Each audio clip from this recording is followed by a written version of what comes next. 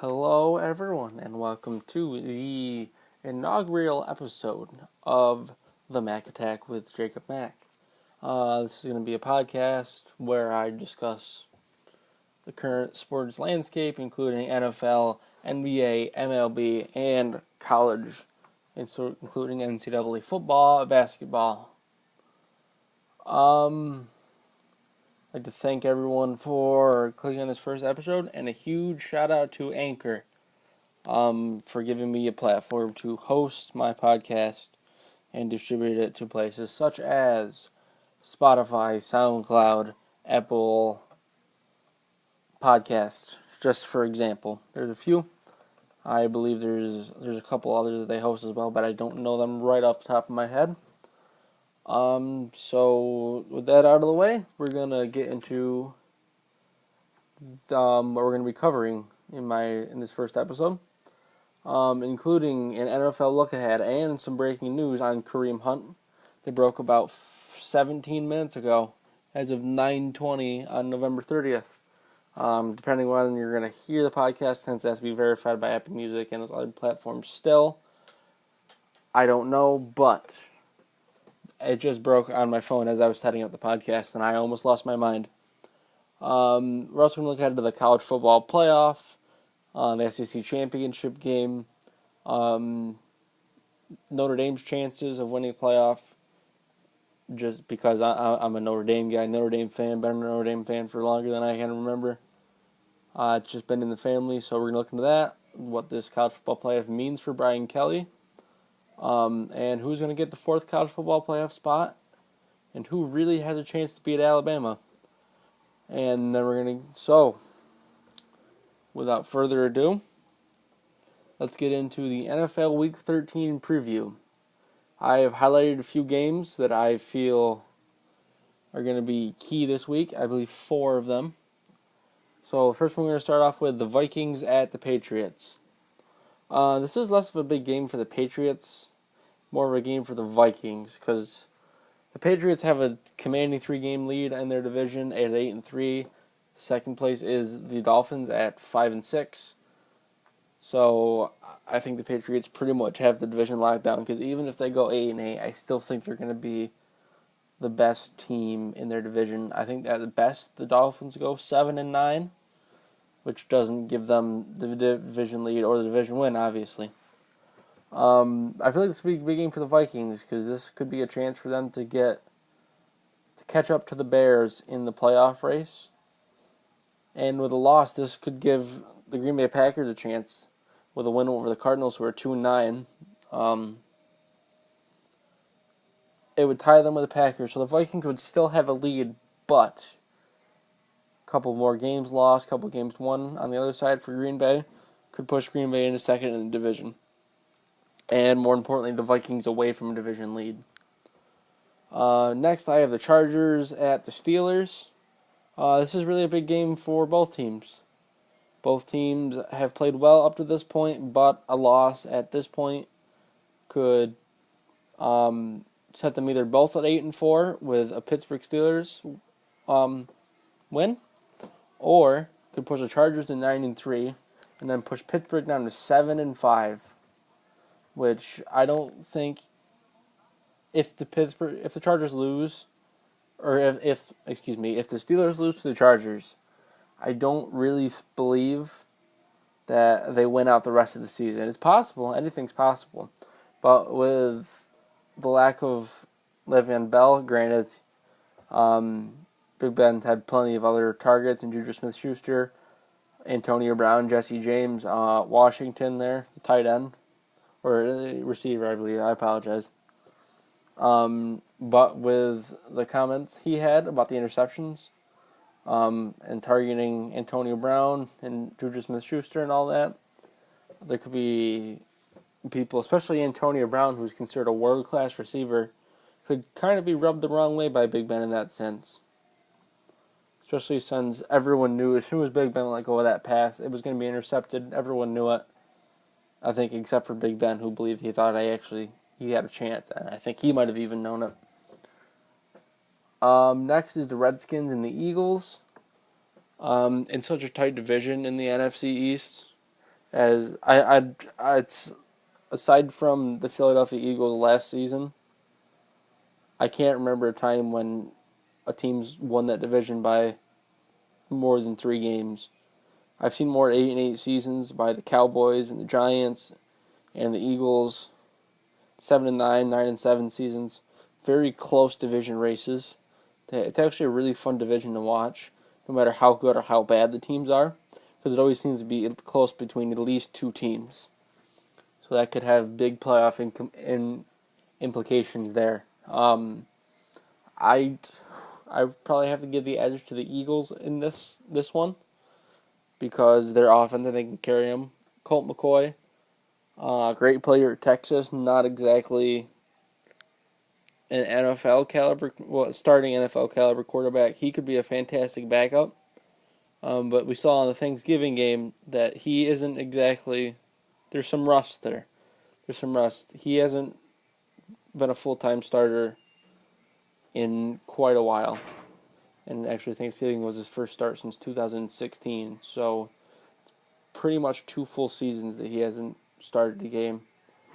So we'll have to see how that plays out. Maybe he'll have a decent run, similar to what Nick Foles. I mean, I think Nick Foles is quite a bit better than Colt McCoy, but he could have a Nick Foles-esque run coming up. Just have to wait and see. And then finally, the Ravens at the Falcons. This could be a big win for the Ravens in terms of really taking control in their division. The Falcons at 4-7 have really, really not played well as of late. They might have a better chance of winning this game at home against the Ravens, but I feel like that Ravens defense can carry them to a win. So this could be a big game for the Ravens in terms of taking control of their division. And now to the breaking news. The Chiefs are going to release Kareem Hunt in wake of the video of him pushing and kicking the woman, released by TMZ in the Cleveland, in the hotel near where he had an apartment. Granted, there was no arrest or charges filed at the time, but the NFL still wants to look into it. They received the video from TMZ. And in the wake of that, the Kansas City Chiefs decided they're going to release Kareem Hunt. This season, he had 824 rushing yards, 7 rushing touchdowns, along with 7 receiving touchdowns, 14 total touchdowns, which is significant for the Chiefs' offense.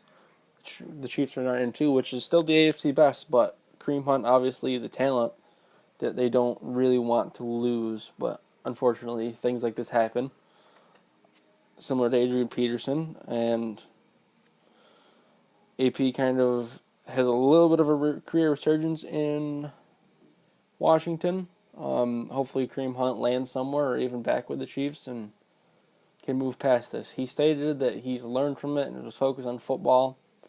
But obviously with an NFL investigation on the way, the Chiefs aren't going to want that to tarnish their resume this season. Okay, and now we'll move into a little bit of the NBA landscape. I'm not a huge NBA guy, but I like to stay up to date on the news, sort of things like that. So we'll get into it. First, I know I'm kind of late on this. Getting into the Jimmy Butler trade. I feel like the 76ers came out on top with this one. They gave up Robert Covington, who's an okay shooter, okay defender. I think he was All NBA first team defender last season. But Jimmy Butler's a first team caliber defender, so I feel like he'll plug into that role nicely. Darius Saric, I like Darius Saric. I liked him when he got drafted. I liked him when he came over the year after he got drafted. But when he's like the main guy you give up for Jimmy Butler, I think you give that up 10 times out of 10. Personally, I would, because I think that Jimmy Butler right now is worth a lot more than Darius Saric is. And that they also gave up Jared Bayless and a pick. I'm pretty sure it was a first-round pick. Even still, all that value you can give for Jimmy Butler is, I think, well worth it. He's played well for the Sixers up until this point. Granted, he hasn't been there too overly long. We'll have to see how it goes later in the season, but Jimmy Butler has been a definitely a plus player for the 76ers. And now we're going to get into some college football, which is a big staple for me. I'm a big college football guy, big NFL guy, and then baseball. When baseball season rolls around, I'm a baseball guy. But now let's get into, first we'll look at the SEC championship. Alabama and Georgia, which is obviously Alabama's first ranked team. Georgia's ranked fourth. I think Alabama's going to win, but I definitely think it's a touchdown game. It's probably going to be the closest game that Alabama has played this season. Georgia is one of the few teams I think actually has a shot to beat Alabama. So we'll have to see how that plays out. And Alabama with a loss, if Georgia beats Alabama in the SEC championship game, they 100% punch their ticket to the college football playoff. I don't see how if you beat the one ranked team you don't get that fourth spot. They're slotted at 4 now, but if they win, they guarantee it. Now if they lose, I don't know. Well, we'll get into that. We'll get into that later. First, I want to look into Notre Dame's championship hopes. I am a big Notre Dame guy, as I said earlier. I've watched a lot of their games. I've really been happy with Ian Book getting put in. Do I think Notre Dame has a chance to win the college football playoff? Maybe if whoever gets put into that fourth spot can beat Alabama. Maybe, but I don't think if Notre Dame beats Clemson, who's projected to take the second spot, and they have to play Alabama, I don't think that they go into if they go into the game with Alabama and can go out and score 45, 50 points like Alabama does. I think Notre Dame, it's a good team, definitely. Obviously undefeated 12-0 this season, but I don't think they have Alabama level offense, especially with Tua, obviously a top 2 Heisman candidate. Brian Kelly. What does this mean for Brian Kelly? Notre Dame going undefeated, college football playoff. I'm not a big fan of Brian Kelly. I really haven't been. But I think this helps solidify his spot a little bit more, cools his seat down a little bit. Not that it was necessarily hot, but it really shows that he can lead the team to obviously undefeated seasons, winning season, which Notre Dame had, if not the toughest, one of the toughest schedules overall. Having to play tough teams. Northwestern was one that they had to play. Just a lot of tougher teams. Just Northwestern game really stands out because I watched that entire game while I was working, so it really kept me busy. And finally, we'll get into the college football playoff, the final spot, and who really has a chance to beat Alabama. I think this fourth spot, is really between Georgia, Ohio State, and Oklahoma. And I think out of those 3 teams, the one that has the best chance to beat Alabama is Oklahoma. With Kyler Murray, they can go out and they can score 45, 50 points and roll with the punches just like Alabama does in scoring-wise. Can their defense really do it? They've never really been a big defensive team. But especially with Lincoln Riley, I think that a Lincoln Riley-led Oklahoma team with Kyler Murray at the helm can get it done. Clemson, I think Clemson might be able to do it. Obviously, Trevor Lawrence is a fantastic quarterback, especially starting as a freshman. I think he has a chance to do it. I think Clemson's defense is pretty good, so they have a decent shot. Ohio State, maybe. Ohio State really hasn't impressed me too awful much. Obviously, Dwayne Haskins was my Heisman frontrunner for a long time. But I don't know if Ohio State really has the all-around team, especially without Ed Oliver, without Nick Bosa. Sorry, not Joey Bosa. I don't know if they can quite get it done. So I think that about wraps it up.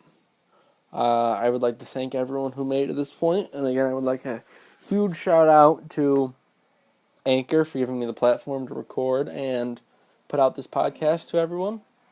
Feel free to follow me on Twitter at PocketCast. Email me at PocketCast@gmail.com. And I appreciate everyone for watching. I will see you all next time.